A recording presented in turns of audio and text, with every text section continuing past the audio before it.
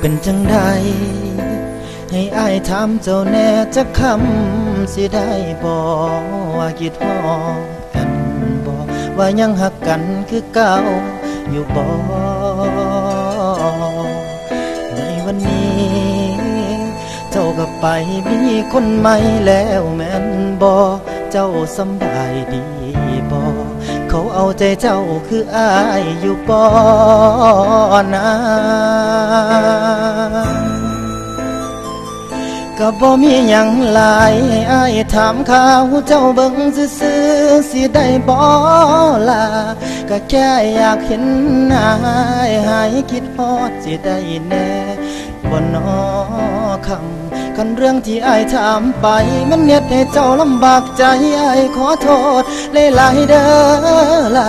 แม่นอ้ายฮักเจ้าปานตายอ้ายเฮ็ดดีปานใดก็บ่ได้เจ้าคือเก่า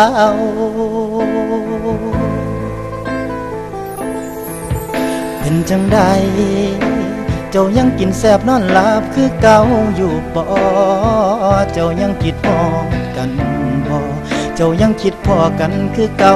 อยู่บ่ในวันนี้เจ้ากับมีคนหักคนใหม่แล้วแม่นบ่เจ้าสำบายดีบ่เขาเฮ็ดให้เจ้าลำบากใจบ่น้อนะก็บ่มีหยังหลายให้อ้ายถามข่าวเจ้าเบิ่งซื่อๆสิได้บ่ล่ะก็แค่อยากเห็นหน้าหายคิดฮอดสิได้แน่บ่น้อคำกันเรื่องที่อ้ายถามไปมันเน็ดให้เจ้าลำบากใจอ้ายขอโทษ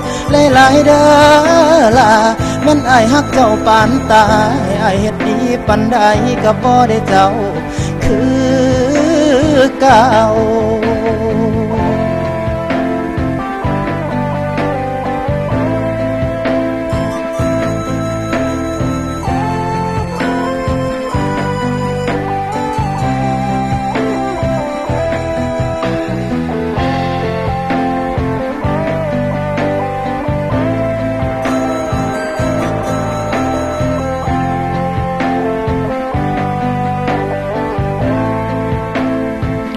ก็บ่มีหยังหลายให้อ้ายถามข่าวเจ้าเบิ่งซื่อๆสิได้บ่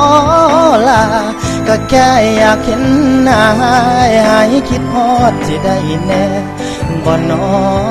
คำกันเรื่องที่อ้ายถามไปมันเน็ดให้เจ้าลำบากใจอ้ายขอโทษหลายๆเด้อล่ะ